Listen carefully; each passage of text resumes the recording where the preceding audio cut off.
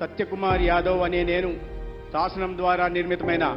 భారత రాజ్యాంగం పట్ల నిజమైన విశ్వాసం, విధేయత చూపుతానని, భారతదేశ సార్వభౌమాధికారాన్ని, సమగ్రతను కాపాడుతానని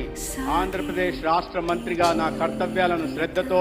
అంతఃకరణ శుద్ధితో నిర్వహిస్తానని, భయం గాని, పక్షపాతం గాని, రాగద్వేషాలు కానీ లేకుండా రాజ్యాంగాన్ని, శాసనాలను అనుసరించి ప్రజలందరికీ న్యాయం చేకూరుస్తానని దైవ సాక్షిగా ప్రమాణం చేస్తున్నాను.